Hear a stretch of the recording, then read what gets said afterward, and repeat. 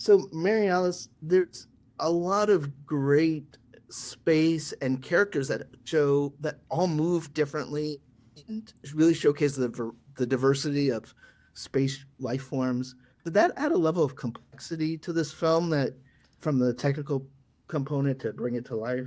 Yeah, Benji, I can tell from your question, you know our process really well.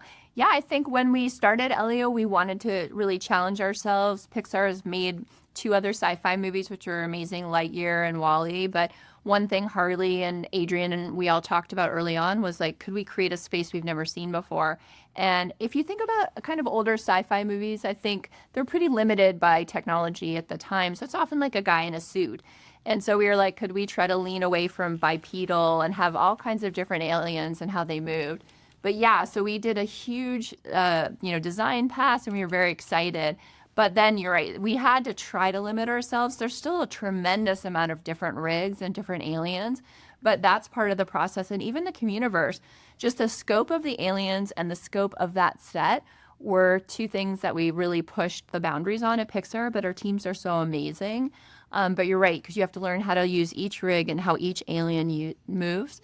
But we think it really adds to the richness of the Communiverse in the movie. And Domee, you are known for making great family stories from obviously Turning Red and Shorts and Bow. But you balance action adventure, uh, humor, and an amazing heart to this. That's the heart of the story. What was it like to make sure you were delivering on all of those beats in a very tight animated film? Yeah, well, I feel incredibly lucky to have a partner in crime in Madeline Sharafian. Both of us co-directed this movie. We inherited an amazing kind of like world from Adrian Molina, the initial director. And it's just it's teamwork, man. It's like, Mary Alice, an amazing producer, but also we had Julia Cho, who's an incredible writer, Mike Jones, who's also worked on Soul and Coco. Yeah, and just like all of us kind of in the story room, riffing, rewriting, nothing is precious, just being really honest with each other when we show work to see like, and when we put up work in the edit room, we're watching it and we're just honest with ourselves, like, and do I care? Am I feeling engaged? Am I moved? Am I laughing? And if I'm not, we got to fix it and just make sure that it is hitting on all levels.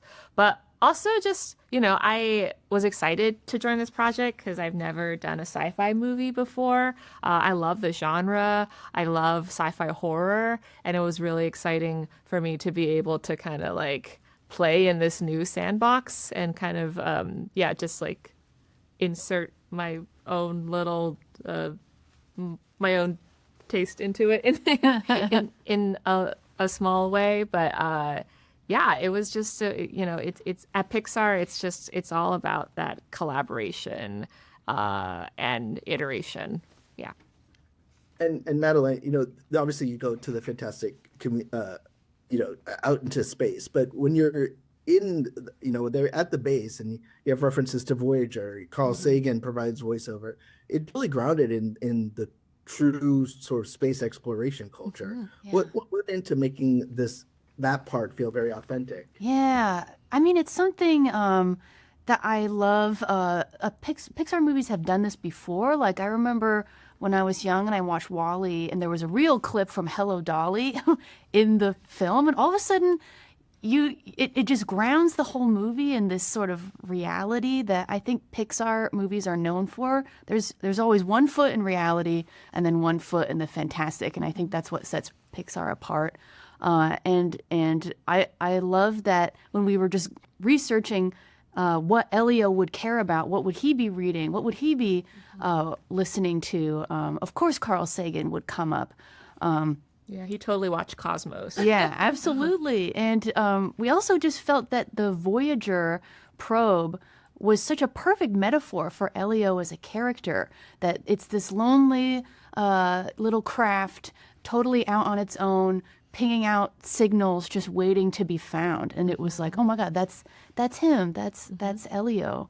And even when we shot that first scene with the Voyager out in space, we told Derek Williams, our layout DP, to shoot it like a character, like a lonely character, to pull out and make it, small and feel vulnerable out on its own. So yeah, I'm so grateful that we did that research and we found these perfect quotes and the perfect research to support the character.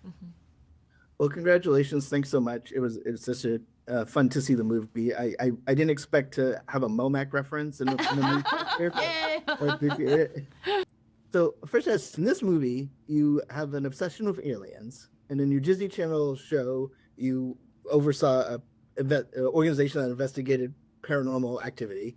So is that something that you're interested in, or is just something your characters tend to gravitate to? Yes, both. I mean, the funny thing is, during this Elio recording, there was the hotel that we would stay at in Emeryville. There was some rumors about it being haunted, and because it was funny, I was on the plane and I downloaded like a top 5 paranormal hotels in the U.S. on the plane, not knowing that I was going to. I'm like, wow, we're going to Oakland. That would be funny if we were staying there. Like, that's never gonna happen. So we arrive, we pull into this hotel. I'm like, yo, this is haunted. It's like a very old, but it's a really nice hotel.